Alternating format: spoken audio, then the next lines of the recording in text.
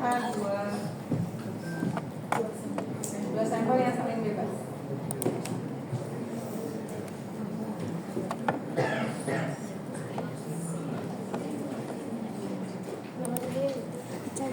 Oke, untuk dua sampel yang saling bebas, yang diuji itu adalah selisihnya ya. Jadi membandingkan selisih antara rataan dua populasi dibandingkan dengan suatu nilai. Biasanya yang sering digunakan itu D0-nya itu berupa 0. Karena kita membandingkan apakah sama atau tidak gitu ya.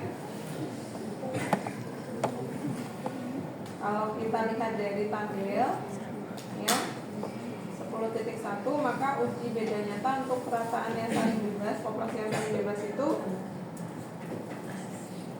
bisa dilihat di yang nomor 3, 4, atau 5. Jadi hipotesisnya sama, mu1 min mu2 dibandingkan dengan D0. H0-nya sama dengan 0. H0-nya sama dengan H1-nya bisa kurang dari, lebih dari, atau tidak sama dengan D0. Umumnya D0 yang dipakai itu nilainya 0 ya. Tapi kalau nggak ditentukan berapa batasannya atau selisihnya gitu ya, maka D0-nya berupa 0. Lalu pemetaannya seperti ini ya. Jadi identifikasi menentukan metodenya itu gimana? Cek dulu dari soal datanya itu satu populasi atau dua populasi. Kalau misalnya dua populasi, cek apakah bebas ataukah berpasangan. Jadi Anda harus memahami kapan datanya itu dianggap bebas, kapan dianggap berpasangan.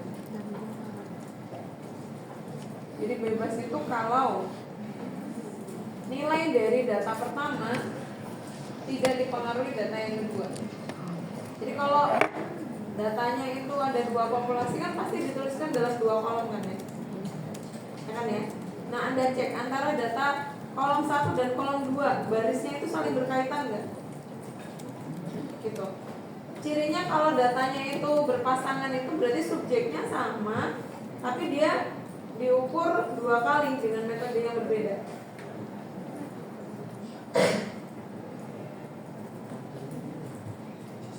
Contohnya apa data populasi yang saling bebas? Pengukuran dari dua analis itu tergolong bebas atau berpasangan? Bebas. Pengukuran dari dua analis tergolong populasi yang bebas atau berpasangan? Bebas atau berpasangan? Tergantung. Membandingkan misalnya hasil pengukuran analis 1 dan 2 itu sama atau beda? Itu tergantung. Bisa pakai analisisnya itu datanya saling bebas, bisa berpasangan. Lihatnya dari mana?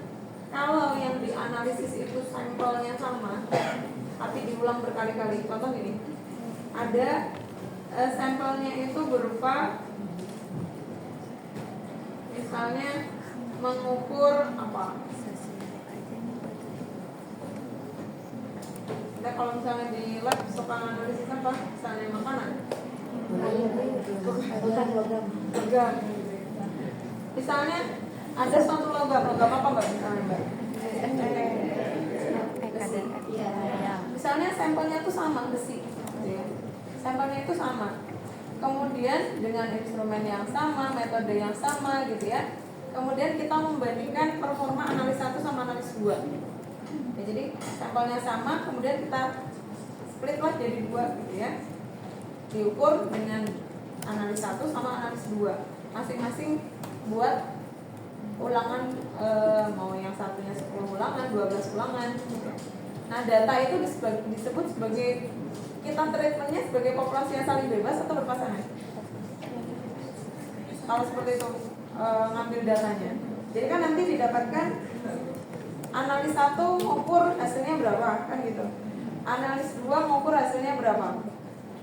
Nah, kalau kita bandingkan data hasil pengukuran analis 1 dan analis 2, maka kita nge-treatnya itu sebagai populasi yang bebas atau berpasangan. Bebas atau berpasangan? Bebas atau berpasangan? Apakah hasil analisis hasil analisis datanya itu saling berkaitan? Saling berkaitan membandingkan nggak? ya. Jadi kalau saya tulis, berarti kan nanti format datanya gini. Kita nulisnya Bandingin karena nggak sama guys. tabel datanya kan gini jadinya.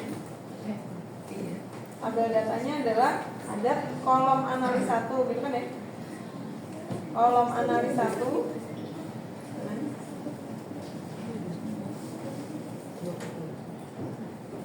ulangan. Misalnya dibikin ulangannya sama-sama 10.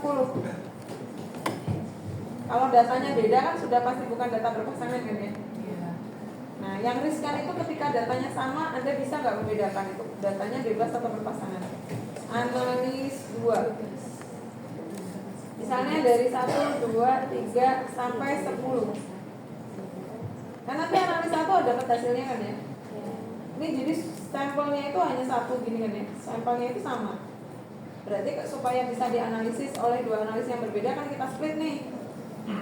Kasih sampelnya ke analis 1 sama analis 2 kayak gini kan. Nah, ini nanti dapat data 10 kali ulangan. Yang ini juga dapat data 10 kali ulangan. Maka dalam hal ini kita nge-treatnya sebagai populasi yang bebas atau berpasangan? Berpasangan. Iya, tapi Bebas atau berpasangan? sampel. Bebas atau berpasangan? Saling mempengaruhi nggak? Antar ini kan kita bilangnya berpasangan itu kan kalau sebarisnya ini saling berkaitan kan? Berkaitan nggak ini? Enggak. Ini adalah populasi yang saling bebas. Lalu teknisnya dikatakan populasi yang saling berpasangan itu yang gimana? Tadi yang kita baca dari Minicard tadi. Use to compare apa? Measurement that are made on apa? Same item under different condition. Berbeda situasi. Maksudnya gimana? Bu, ini kan same item Bu, tapi different condition kan, diukur analis yang berbeda. Kenapa ini bukan berpasangan? Yang dimaksud saya berpasangan itu adalah kalau kita mau membandingkan hasil pengukuran dua analis, tapi kita menggunakan subjek yang berbeda-beda. Contoh tadi kan penetapan kadar logam. Nah, logamnya ini kita bedakan. Misalnya sama-sama Fe tapi dari matriks yang berbeda misalnya. Atau logamnya yang dibedakan, satunya logam Fe, satunya logam apa misalnya. Coba Cu, apalagi Au, Zn, Mn itu juga logam kan? N misalnya. Nah ini nanti kan dapatnya gini, analis 1, analis 2 gini. Ini sama ulangannya sama 1, 2, 3, katakanlah dari 1, 2 sampai 10 juga. Tapi kan ini di sini lain-lain. Fe, Cu, itu kan ya, Au, dan seterusnya sampai Mn. Nah, saat diukur analis 1 tuh hasilnya berapa? Saat diukur dengan analis 2 itu berapa? Nah, ini yang disebut sebagai same item under different condition. Nah, ini namanya data berpasangan. Jadi masing-masingnya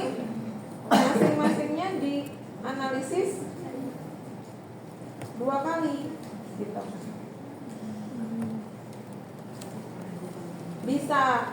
Bisa berupa instrumen yang berbeda atau metodenya yang berbeda, bisa analisnya yang berbeda gitu ya. Maka dalam hal ini kita mau menguji apakah hasil pengukuran kedua analisis ini sama, analis ini sama atau beda gitu. Nah, ini kita nge-treatnya sebagai data berpasangan gitu.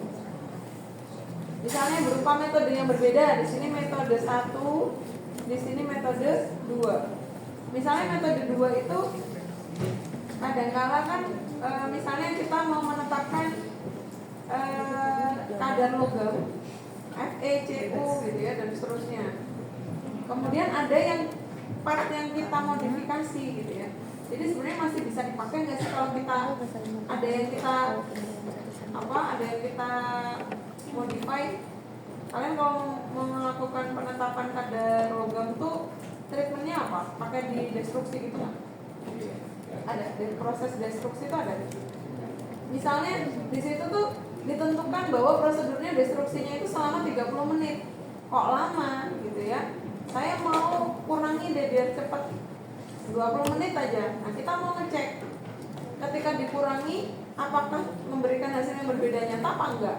Nah kalau hasilnya nanti tidak berbeda nyata, oh berarti kalau kita modifikasi destruksinya jadi 20 menit itu hasilnya nggak beda signifikan kok. Jadi nanti analisisnya boleh tuh pakai destruksinya nggak perlu selama 30 menit tapi cukup 20 menit misalnya seperti itu gitu. Nah berarti kita nge-treat datanya dalam mengolah apakah beda nyata atau tidak itu menggunakan metode data berpasangka. Tapi kalau contoh data yang saling bebas tuh kalau seperti ini gitu. Bisa dipahami ilustrasinya? Bisa ya? Oke. Jadi nanti pemetaannya cek dulu dari soalnya itu satu gugus data atau dua gugus data, dari dua populasi atau satu populasi. Kalau dua populasi Anda cek lagi gitu ya, ini datanya bebas ataukah berpasangka. Jika bebas gitu ya, Anda cek sigmanya diketahui nggak, ada informasi mengenai ragam populasinya nggak? Kalau nggak ada kan berarti kita pakai uji T. Jadi uji Z ini dipakai ya. Kalau di sini kan tulisannya digunakan jika sigma 1 dan sigma 2 tidak diketahui. Nah, ini salah ya. Dipakai jika diketahui. Nah, kalau nggak diketahui sigmanya, kita pakai uji T. Nah, uji T sendiri itu ada dua, ada T formula 1, ada T formula 2. Apa yang membedakan? T formula 1 ini tadi kan di sini ya. T formula 1 itu sigmanya sama tapi tidak diketahui. Sedangkan kalau formula 2 ya, sigmanya tidak sama tapi tidak diketahui. Jadi sama-sama tidak diketahui tapi formula 1 itu sigmanya sama, formula 2 itu sigmanya beda. Jadi yang membedakan pada formula 1 itu sigma 1 sama dengan sigma 2. Formula 2 itu sigma 1 tidak sama dengan sigma gitu. Jadi kalau dalam soal tidak ada info gitu ya, kan kalau sigma tidak diketahui berarti kita pakai uji T kan ya. Karena uji T-nya ada dua macam, kalau di soal nggak ada info apakah sigmanya sama atau tidak sama, maka kita uji F dulu gitu ya, untuk menentukan apakah sigmanya sama atau tidak sama. Kalau hasil uji F-nya terima H0, maka kesimpulannya sigmanya sama. Berarti kita lanjut analisis pakai formula 1 dan sebaliknya. Bisa dipahami? Gitu ya. Nah, ini untuk uji F-nya yang diuji adalah ragam 1 sama dengan ragam 2. Ragam 1 tidak sama dengan ragam 2. Jadi Anda boleh nguji dalam bentuk sigma, boleh dalam bentuk sigma kuadrat. Kalau sigma apa? Sigma itu apa sigma? Simpangan baku populasi. Kalau sigma kuadrat ragam populasi. Nah, kalau dalam ini tab ini dinyatakan dalam bentuk rasio. Jadi H0-nya kan sama, H1-nya kan tidak sama. Nah, pernyataan matematis ini dalam Minitab itu dinyatakan dalam bentuk rasio, perbandingan. Ragam 1 sama dengan ragam 2. Nah, pernyataan ini sama saja maknanya dengan ragam 1 dibagi ragam 2 sama dengan, kalau ragam 1 sama dengan ragam 2, maka hasil baginya sama dengan berapa? Sama dengan 1. Yang ini juga sama. Kalau tidak sama ya berarti ragam 1 dibagi ragam 2 tidak sama dengan 1 gitu. Nah, caranya bagaimana? Nguji ragam 2 populasi pakai Minitab. yaitu start basic statistic to variances. Kriterianya sama. Jika p-value-nya kurang dari alfa, maka tolak 0. Gitu. Jadi apapun ujinya kriterianya sama ya. Tahapannya nanti kalau misalnya Anda menguji ragam, ya unsurnya sama. Semuanya nolnya apa, alfanya berapa, output unitnya mana, kriteria pengambilan keputusannya apa, kesimpulannya apa, gitu ya. Sama.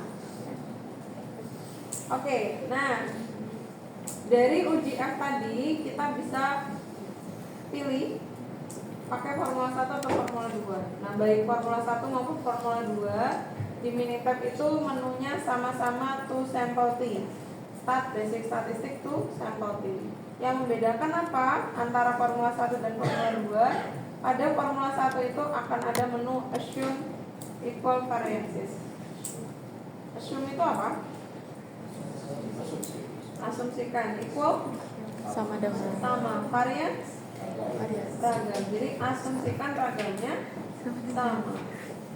Jadi kalau pakai formula 1 kan ragamnya sama. Berarti menu assume equal variancesnya di checklist. Sebaliknya kalau pakai formula 2 berarti menu tersebut tidak usah di checklist. Kriterianya sama, tolak 0 jika p-value kurang dari alfa. Contoh, berikut data hasil pengukuran kadar air.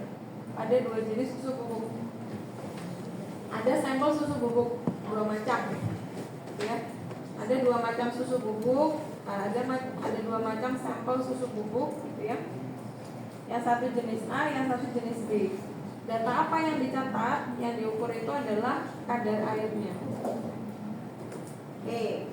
Nah, kalau kita lihat sekilas dari tabelnya, mana yang memberikan nilai yang lebih besar? Yang mana? Yang A. Sehingga dari situ muncullah hipotesis. Apakah kadar A itu signifikan lebih besar dibandingkan B? Gitu. Nah, itu yang mau kita uji. Dari yang statistik, dari sampelnya itu terbacanya yang A-nya kadar airnya lebih besar. Maka muncullah dugaan itu. Apa betul kadar air dari susu yang jenis A lebih dari yang jenis B? Gitu. Jadi kalau seperti ini, bagaimana cara kita menentukan hipotesisnya? Apakah rata-rata? Rata-rata notasinya apa berarti? Yang mau kita uji mu atau x bar? Yang kita hipotesiskan x bar atau mu? Apakah mu A lebih besar dibandingkan mu B? Jadi kan pertanyaannya mu A lebih dari mu B, tanda tanya. Kan gini. Ya kan ya? Maka jawabannya bisa iya, bisa tidak. Kalau iya berarti apa? Yang mu A lebih dari mu B. Kalau tidak, tidak lebih dari. Berarti apa?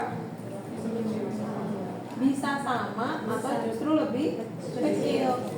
Jadi mu A kurang dari sama dengan B.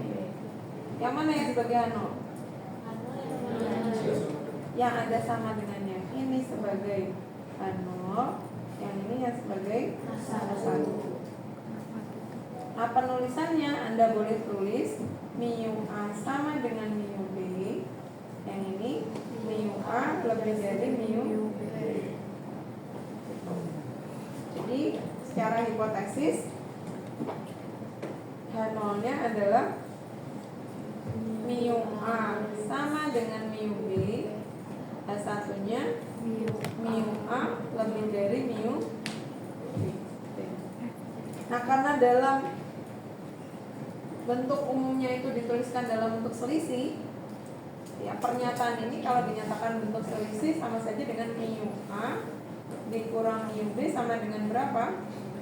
Sama dengan 0. Yang ini kalau mu A lebih dari mu B, maka hasil pengurangannya positif atau negatif? Positif. Intinya ngikutin aja. Ya. Alfanya 5%. Oke, kita tentukan statistik ujinya. Satu populasi atau dua populasi?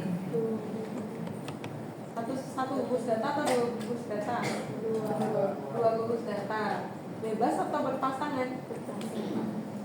Bebas atau berpasangan? Coba Anda amati datanya. Apakah nilai kadar air dari data pertama dipengaruhi oleh data bebas? Bebas atau berpasangan? Bebas. Ciri gampangnya lihat dari mana? Tabel. Banyak datanya beda. Oh. RA-nya di sini berapa nih? 8. Di sini 8, Situ yang ini 7. 7. Tapi kan ada yang nggak punya pasangan kan ya? Berarti pasti bukan data berpasangan. Kalau data berpasangan itu pasti semuanya N-nya pasti sama. Contohnya yang tadi kita ilustrasikan, ya. Dalam data berpasangan itu N-nya pasti sama. Kenapa? Karena subjeknya itu ya masing-masing diukur 2 kali gitu ya. Pasti semuanya datanya pasti ada pasangan. Tapi kalau N-nya beda, sudah pasti bukan data berpasangan. Selain itu, kadar air dari susu A tidak dipengaruhi susu B, begitu pula sebaliknya. Makanya ini adalah populasi yang saling bebas. Nah, sekarang populasi yang saling bebas itu kan dibagi lagi. Bisa pakai uji Z, bisa pakai uji formula 1, bisa pakai formula 2. Memenuhi nggak kalau kita pakai uji Z? Uji Z dipakai jika sigmanya diketahui. Ada nggak info mengenai sigma? Nggak ada. Berarti kan kita pakai uji T nih. Uji T-nya ada formula 1, ada formula 2. Berarti gimana? Pakai formula 1 atau formula 2? Formula berapa? F1 atau F2?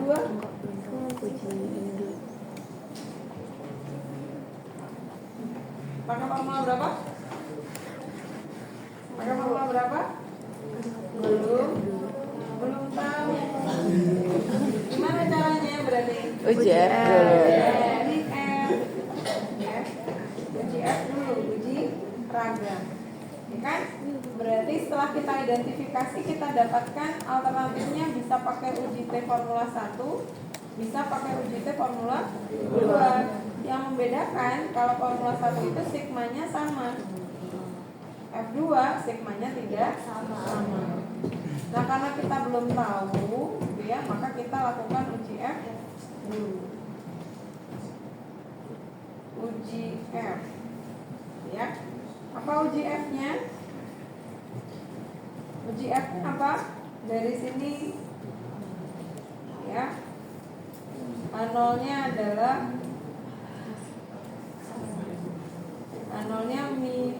sigma ya. Anda boleh nyatakan dalam bentuk ragam. Ragam 1 sama dengan ragam 2. Oh, dalam bentuk sigma boleh, sigma kuadrat boleh.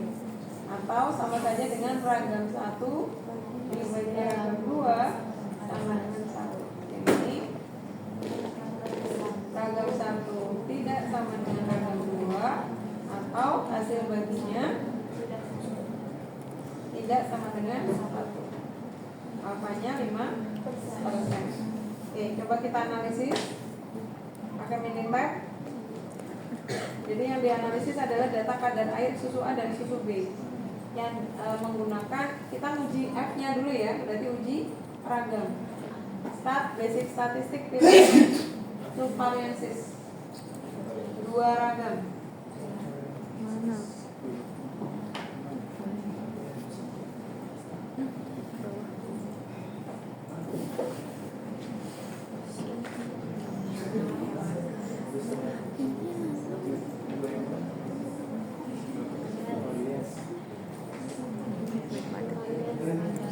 Kan kita beda banget.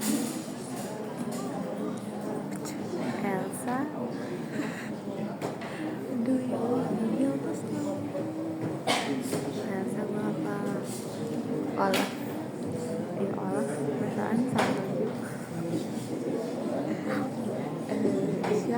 dong. Kristok juga putih. Mau mana? Ya maaf kalau gitu princess yang kodok. Nggak mau. Maunya Gue juga mau nggak suka dia. Moana boleh. Aku suka Moana tapi belum tonton tuh gak suka. Gue tahu lagunya dong. Tapi gue pernah.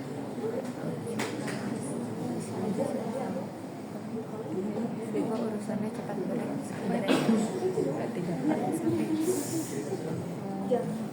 Kalau mirip nanti kita mau beli kebab. Setelah sekian lama aku mau beli kebab. Coba maju. Oke ya, untuk varian sis. Kalau sudah, di yang warna biru bisa Anda klik. Yang pertama ada pilihannya, yang paling atas itu keterangannya apa? Sampel R-in-1 kalau Artinya apa? Kedua sampelnya dalam satu kolom. Nah ini dipakai jika apa gitu ya. Jadi yang baris 1 dan baris 2 itu dipakai jika sama-sama diketahui data mentahnya. Raw datanya ada. Ini kita pakai yang nomor 1 atau nomor 2. Apa yang membedakan? Yang nomor 1 itu datanya diinputkan dalam kolom yang sama. Contoh, kalau tadi kan ada kadar air susu A sama susu B gitu kan ya? Kadar air susu A sama susu B. Nah, kalau ini diinputkan di kolom yang sama, ya Na-nya ada 8, Nb-nya ada 7. Berarti kalau dalam kolom yang sama berarti ada 15 baris. Ya. Nanti di kolom keduanya diberikan pembeda mana yang data A, mana yang data B. Sebagai contoh di sini saya sudah inputkan contohnya. Kalau datanya itu diinputkan di kolom yang sama tuh yang seperti ini. Kadar air nih ya, saya inputkan jadi satu baris, jadi sampai baris ke-15. Nah karena saya ngopinya berurutan gitu ya, jadi 8 baris pertamanya itu susu A, kemudian baris ke-9 sampai ke-15 nya itu adalah B. Gitu. Nah kalau format inputnya seperti ini, dalam kolom yang sama data kadar airnya, maka kita pilih yang pertama tadi, both sample are in one column. Bisa dipahami ya? Nah kemudian yang kedua, each sample is in its own column. Jadi masing-masing sampelnya di kolomnya sendiri-sendiri. Artinya di kolom yang terpisah. Seperti yang kita input sekarang ya. Berarti pilih yang nomor 2. Nah kalau yang nomor 3, sample standard deviation, apa artinya? Simpangan baku sampel. Yang keempat, ragam sampel. Jadi kalau tadi kan sama ya, sama seperti yang tadi kita uji T1 sampel. Pilihannya kan bisa ada data mentah, bisa pakai data yang diringkas, gitu kan ya. Yang ini juga sama. Kalau nggak punya data mentahnya, hanya ada informasi ringkasannya, Anda boleh pilih salah satu dari nomor 3 atau 4. Kalau yang diketahui S-nya Anda pakai nomor 3. Kalau diketahui S kuadratnya Anda pakai yang nomor 4. Nah, karena di sini kasusnya kita punya data mentah dan kita input di kolom yang berbeda, berarti pilihnya yang nomor 2. Oke, silakan Anda masukkan. Sampel pertama adalah A, sampel kedua adalah B. Sudah semua? Sudah. Kalau sudah, Anda klik option. Anda perhatikan di situ di pilihan rasio. Ya, jadi boleh dinyatakan dalam bentuk simpangan baku, boleh dalam bentuk ragam. Anda boleh mengujinya itu dalam bentuk sigma, boleh dalam bentuk sigma kuadrat. Kalau sigmanya sama ya berarti sigma kuadratnya juga sama. Oke, misalnya di sini saya pakai ragam. Confidence levelnya 95, sudah sesuai? Sudah, upahnya 5%. Rasio yang dihipotesiskan 1 sudah sesuai? Sudah. Ya, karena yang mau kita uji itu apakah sama? Ya. H1-nya yang dipakai tidak sama dengan sudah sesuai? Sudah. Jadi kalau keperluannya untuk menentukan pakai F1 atau F2, uji F-nya pasti ujinya 2 arah. Uji F itu juga bisa dipakai untuk uji lebih kecil atau lebih besar. Contohnya, uji apakah ketelitian 2 analis ini, pengukuran dari 2 analis ini berbeda nyata. Kalau berbeda nyata kan berarti H1-nya tidak sama dengan. Tapi kalau misalnya membandingkan uji apakah pengukuran analis 1 itu lebih presisi dibandingkan analis 2 gitu ya, berarti ujinya 1 arah. Lebih presisi itu jika sigmanya lebih kecil atau lebih besar? Kecil. Sigmanya lebih kecil atau lebih besar? Kecil. Lebih kecil. Semakin kecil berarti datanya semakin homogen. Artinya semakin presisi. Oke, gitu ya. Jadi di sini pakai yang tidak sama dengan. Di bagian bawah ada keterangannya apa itu? Use test confidence interval. Based on normal distribution. Jadi F itu adalah rasio dari 2 data normal. Gitu ya. Jadi kalau kita mau menganalisis pakai metodenya itu pakai uji F, maka bagian itu harus di checklist. Gitu. Tapi ini tidak berlaku kalau datanya itu pakai ringkasan data. Kalau kita pakai ringkasan data nggak ada pilihan cek di situ. Dia otomatis langsung gitu ya, terminat. Oke, kalau sudah jangan lupa ya, kalau kita analisisnya pakai data mentah, jangan lupa bagian itu di checklist supaya nanti Anda menggunakan metodenya itu di running dengan metode uji F. Ya. Oke, kalau sudah klik OK. Klik OK lagi. Nah, ini outputnya, baca hasilnya ya. Uji dan selang kepercayaan untuk 2 ragam, data kadar air susu A dan kadar air susu B. Sigma 1 itu adalah simpangan baku A, kadar air A. Sigma 2 adalah simpangan baku populasi dari susu B. Rasio itu adalah sigma 1 dibagi sigma 2 atau sama dengan sigma A dibagi sigma B. Uji F digunakan di mana metode ini hanya akurat ada data yang mengikuti sebaran normal. Jadi nanti kalau Anda mau analisis pada saat tugas akhir, Anda bisa uji sendiri secara mandiri. Cek dulu apakah datanya berdistribusi normal apa enggak. Gampangnya boleh pakai graphical summary tadi atau pakai basic statistik, di situ ada normalitas. Gitu ya. Jadi kalau dari pastikan datanya mengikuti sebaran normal, Anda boleh pakai uji F, uji T, uji Z, boleh. Ya. Kalau uji Z itu jika datanya besar, kalau uji T itu jika datanya kurang dari 30. Oke, lanjut. Di bagian bawahnya, di situ ada outputnya apa aja. Yang pertama ada statistika deskriptif. Ini ukuran datanya. Ini S kuadrat, selang kepercayaan untuk masing-masing ragamnya. Ragam A-nya ada selang kepercayaan, yang ragam B juga ada. Yang di bawahnya apa? Ini adalah dugaan rasionya. Sigma 1 dibagi sigma 2.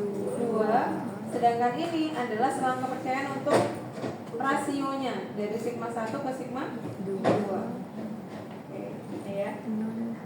Jadi kalau ini adalah selang kepercayaan untuk sigma kuadrat A yang atas, yang bawah sigma kuadrat B. Yang ini adalah CI untuk rasionya. Jadi sigma 1 per sigma 2. Oke, menguji apa? H0-nya adalah sigma 1, ragam 1 dibagi ragam 2 sama dengan 1 versus tidak sama dengan 1. Alfanya 5%. Tes statistik ini adalah uji F. Kalau Anda hitung ragam 1 ini dikuadratkan, ini ya. Ragam 1 dibagi ragam 2, ini pasti hasilnya adalah 0,58. Ya. Ini karena pembulatan, harusnya kan 0,06 ya. Ini karena pembulatan di belakangnya sebenarnya masih ada angka lagi, makanya di sini 0,58. Nah, ini p-value-nya dihasilkan 0,496. Oke, nah ini output ini yang harus Anda tuliskan. Di sini ya. Oke. Nah, dari dari sini dihasilkan bahwa P-value-nya adalah 0,496. Kriterianya apa? Tolakan 0 jika P-value-nya kurang dari alfa. 0,496, alfanya 0,05. Kurang dari atau lebih dari? Lebih dari. Berarti keputusannya apa? Terima Hano. Terima Ano. Kesimpulannya apa? Anolnya apa ini? Berbeda nyata. Berarti sama atau beda ragamnya? Jadi kesimpulannya adalah keragaman kadar air susu A tidak berbeda nyata dengan susu B. Dalam hal ini berarti ragam 1 sama dengan ragam 2. Atau kita lanjut analisis pakai formula berapa? 1 atau 2?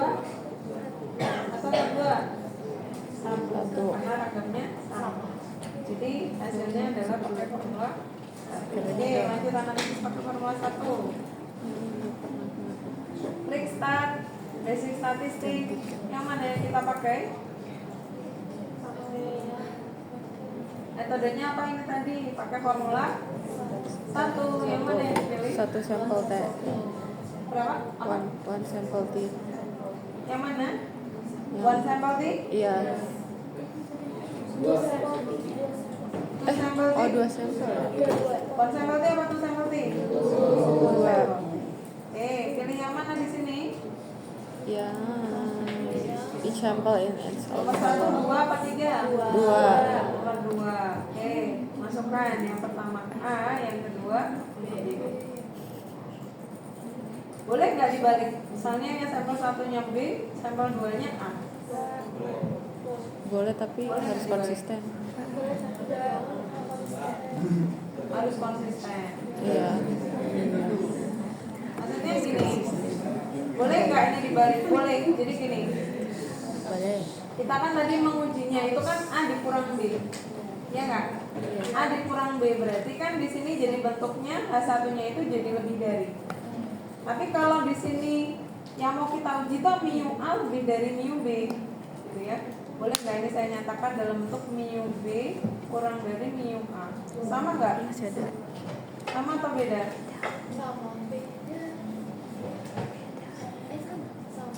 Sama atau beda? Mu A lebih dari mu B. Kalau saya tulis sebagai mu B lebih kecil mu A. Sama.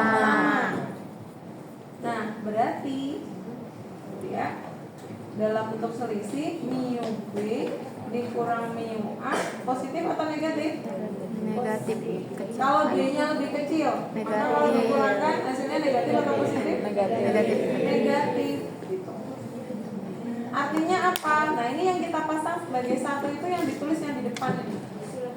Paham gak maksudnya? Yang ditulis di mini tab. Kalau Anda tulis sampel 1-nya A, maka bentuk ujinya itu jadi A dikurang B. Iya. Tapi kalau Anda tulis di sampel 1-nya itu B, maka bentuknya jadi B dikurang A. A. Itu minus. Kalau ujinya itu satu arah, maka ini ngaruh.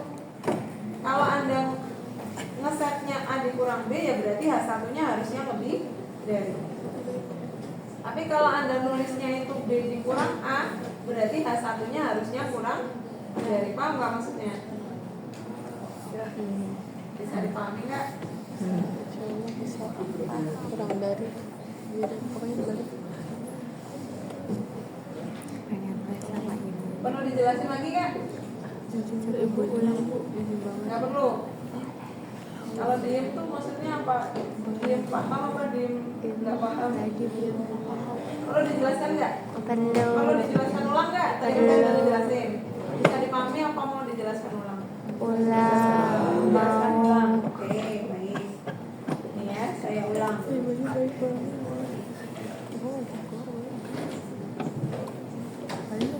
Pertanyaannya kan ini ya. Uji apakah kadar air A itu lebih dari B, kan gitu ya. Nih.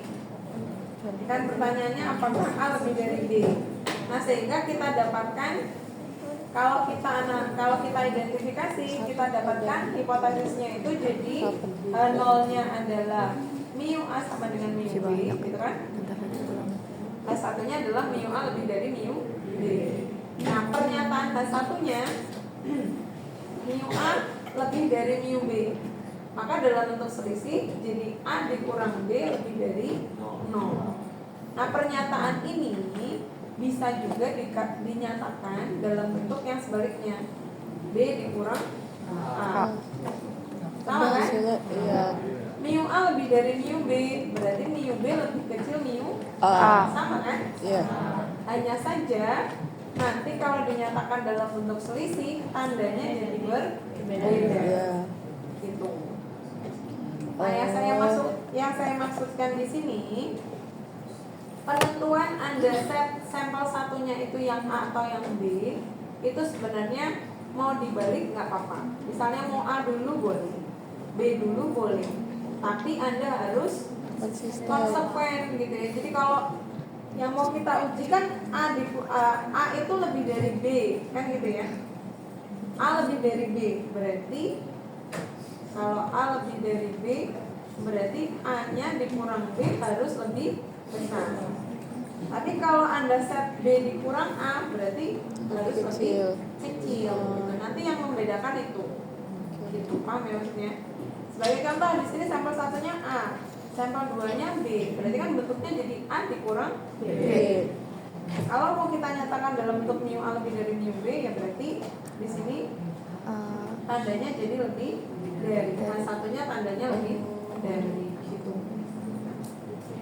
Ya, karena difference itu berarti kan di sini sudah didefinisikan difference itu sama dengan rataan dari sampel 1. Sampel satunya yang ada sampel 1 kan A. Ya. Iya. Dikurang sampel 2 min. Jadi rataan dari sampel 2 gitu. Jadi di sini tuh menentukan definisinya gitu maksud saya. Paham ya? Ya, jadi difference itu adalah selisihnya tadi. Selisihnya tuh bentuknya mau A dikurang B atau B dikurang A. Khususnya kalau ujinya satu arah, ini kan ngaruh ya. Jadi kurang dari ataukah lebih dari. Kalau ujinya dua arah, mau A yang duluan, B duluan, gak apa-apa. Karena A tidak sama dengan B, itu maknanya sama dengan B, tidak sama dengan A. Tapi tidak demikian dengan kurang dari atau lebih dari. Gitu ya. Oke? Kemudian confidence levelnya 95 udah sesuai. Hypothesis different, selisih yang dihipotesiskan atau selisih yang didugakan. Ini D0-nya ini ya maksudnya ya. Jadi defaultnya adalah 0. Oke? Udah sesuai ya. Pakai formula 1 atau 2? Itu apa? Tidak sama dengan 1, berarti di checklist atau tidak di checklist? Assuming covariances-nya serius. di checklist, betul ya. Jadi Tidak sama diasumsikan dengan ragamnya sama. Kalau sudah klik OK, klik OK lagi. Tadi di checklist kan? Uji T 2 sampel dan selang kepercayaan kadar air susu A dan kadar air susu B. Metodenya, perhatikan, dibaca dulu. Anda baca output Anda masing-masing ya. Oke. Mu 1 adalah rataan populasi kadar air susu A. Mu 2 adalah rataan populasi dari kadar air susu B. Difference itu adalah mu 1 dikurang mu 2. Jadi sesuai dengan yang Anda definisikan tadi, sampel 1 sampel 2-nya. Gitu ya, sehingga difference sama dengan mu 1 dikurang mu 2 atau mu A dikurang mu B. Pada analisis ini diasumsikan bahwa ragamnya equal atau sama. Deskriptif statistik, ini banyak data, X bar, S garis baku, gitu ya. Kemudian ini dugaan untuk selisihnya. Selisihnya tuh berarti mu A dikurang mu B. Tadi kan sudah didefinisikan ya, difference sama dengan mu 1 dikurang mu 2. Ini adalah X bar A dikurang X bar B. Pooled standard deviation. Pooled standard deviation itu adalah simpangan baku gabungan. Kalau pakai hitungan manual berarti Kan kita pakai formula 1. Yang ini ya. Formula 1 kan pakai rumus yang nomor 4 ya. Nah, di situ kan ada SP. Ya enggak? Ini adalah maksudnya simpangan baku pool tadi ya. Pool simpangan baku atau simpangan baku gabungan. Dapat dari mana simpangan baku gabungan? Akar dari ragam gabungan di bawahnya. Jadi ngitung dulu ragam gabungannya. Simpangan baku gabungan adalah akar dari ragam gabungan. Ini rumus untuk ragam gabungannya. Di Minitype di sini dituliskan sebagai pool standard deviation. Oke, kemudian di sini 95% lower bound for difference. Karena ujinya itu lebih dari, maka selang kepercayaan yang dihasilkan juga selang kepercayaan sesuai dengan yang dihipotesiskan. Jadi yang disajikan di sini adalah batas bawah, lower bound. Gitu. Jadi mu 1 min mu 2 lebih dari 0,1092. Kalau kita ujinya dua arah, maka di sini ada batas bawah, ada batas atas. Menguji apa? Arnoldnya sama versus lebih dari. Ini teh hitung p-value ya. Kalau kita ngitung manual pakai rumus formula 1 ini, hasilnya yang ini 5,25.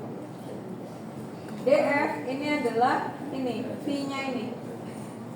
DF itu adalah degree of freedom atau derajat bebas. Rumusnya apa di sini? N1 tambah N2 dikurang 2. N1 nya berapa? Tambah N2 nya dikurang 2 13. Sesuai ini tadi. Oke, B-value nya 0,00.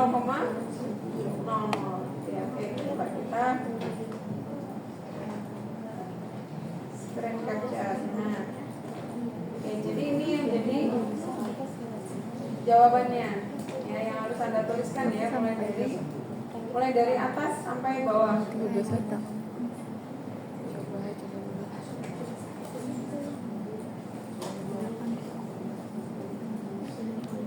Jadi output Minitype-nya yang ini semua harus Anda tuliskan ya.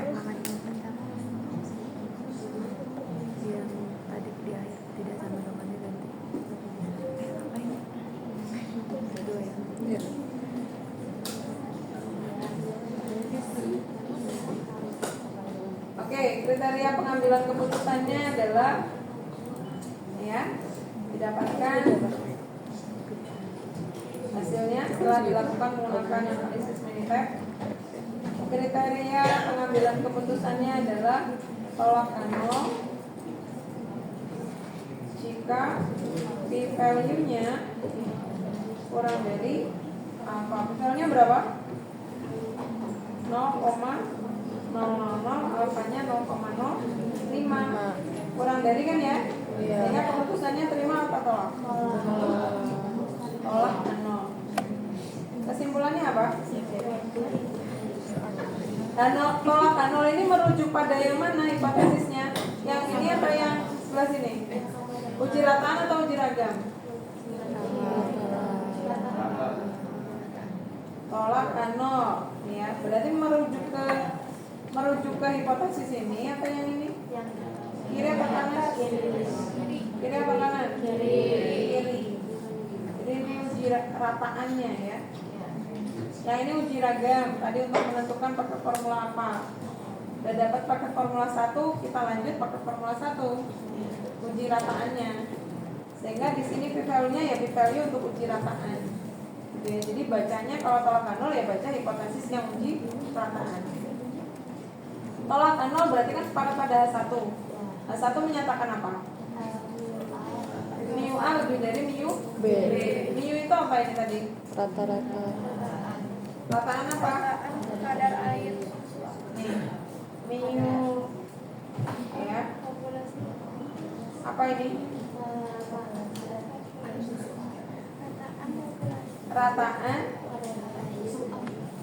Rataan populasi kadar air susu A gitu ya.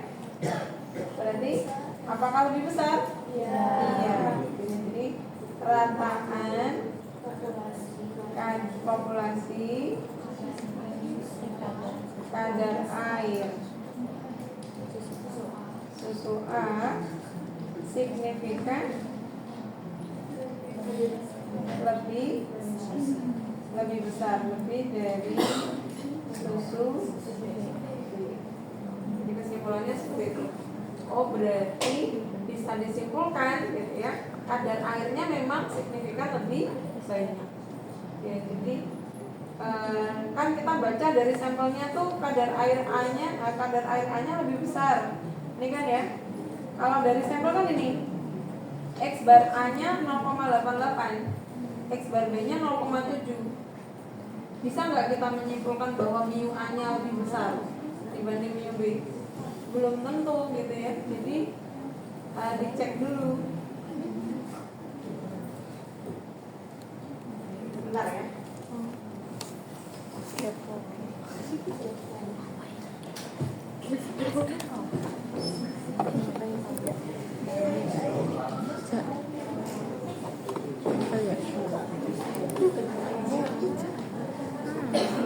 Ada yang mau berdoa dong ke.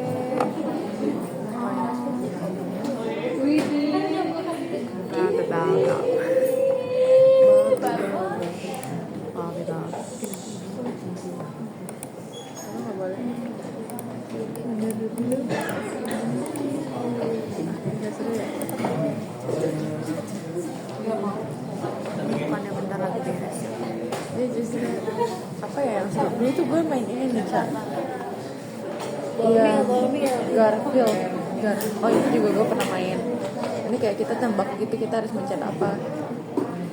Yang Garfield mana ya? Gak ada yang berdoa. Oh ini Berdoa. Iya, mencet gini. Sama berdua ini air. Mau. Yang mana? Yang kedua dulu. Dua. Ini bisa nggak lebih rendahin gitu kecerahannya? Bisa gak sih di sini? Emang di sini main?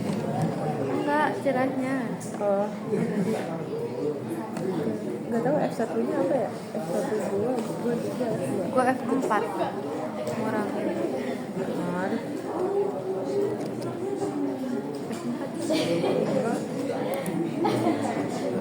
Pencet apa? Gue ini. Itu apa ya? Apa main dia? Ini gimana mainnya?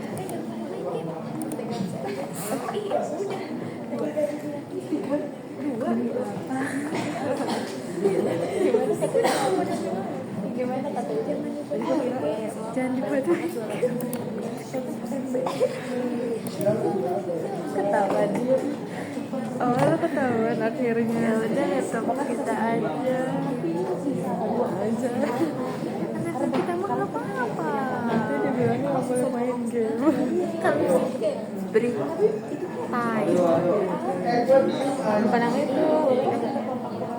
Yang mana? Yang lama. Break time. Break time. Old maybe.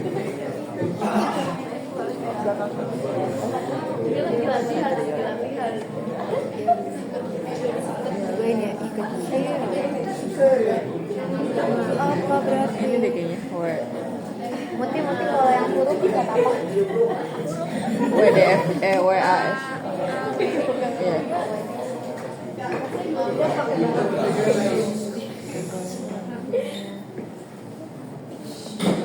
Apa sih? Ada buruan. Pakai gini. Jaringan gue jelek. Ya udah kan belum ada.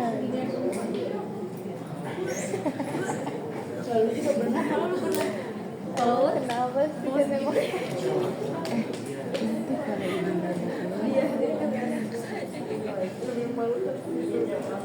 Tuh ibunya apa? Kan kita lagi. Oh ini gambar anjir.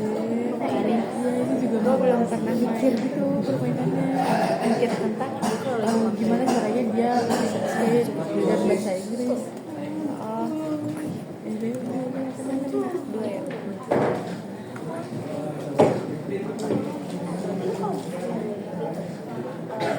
Terus boy sama I'm not cool girl. Lu kan hot. Very hot. oh ini what the fuck Nggak ada. Nggak ada.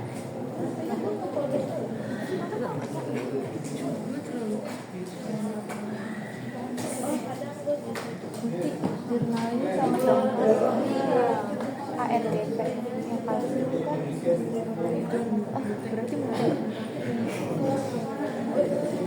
M doang Kenapa sih kok dia ngungkit solar? Oke ya, katanya enggak kita lanjutkan.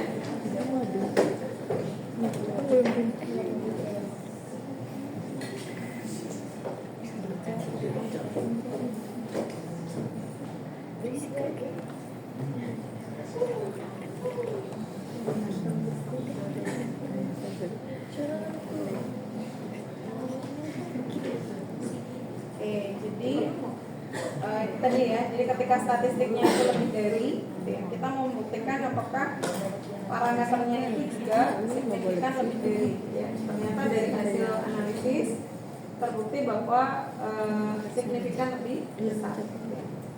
Oke, mungkin ada yang mau ditanyakan untuk uji data saling bebas? Nggak ada? Bisa dipahami ya? Oke, lanjut ke data berpasangan. Data berpasangan ini kalau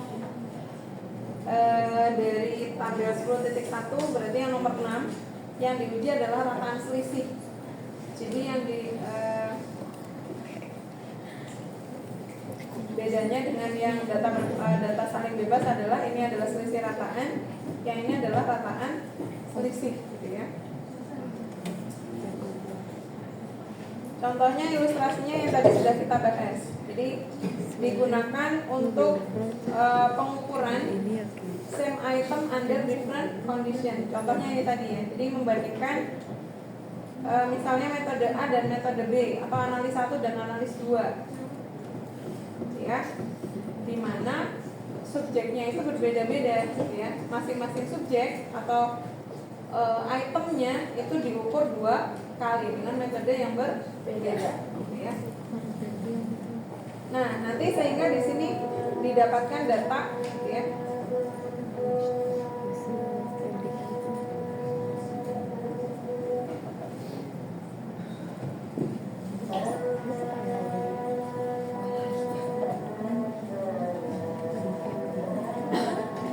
Peragannya dulu ya.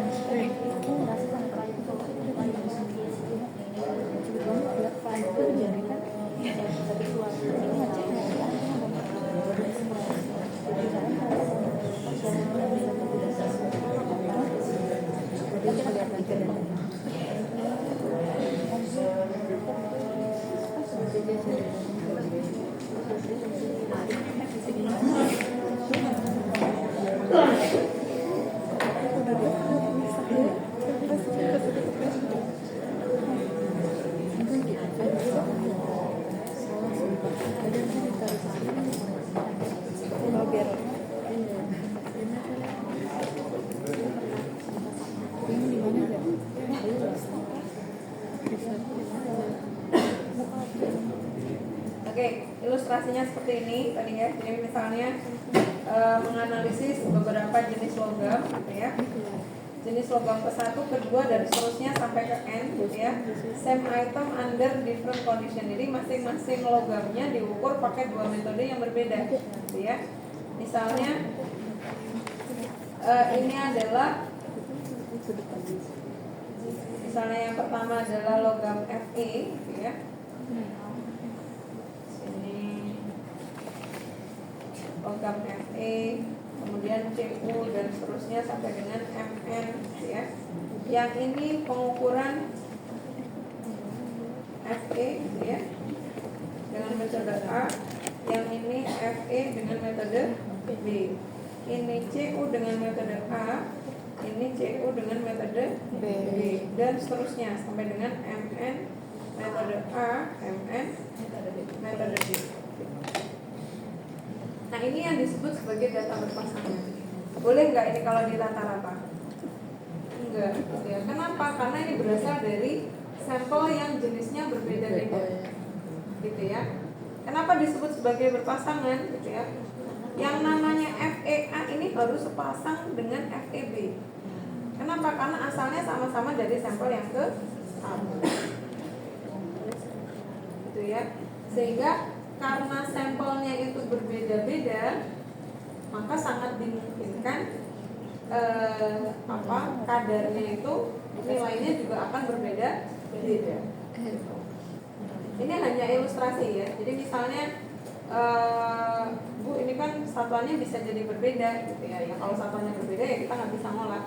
Cuma kalau misalnya contoh lainnya misalnya gini, suatu metode itu bisa dipakai untuk menetapkan kadar nitrat dalam suatu limbah cair misalnya.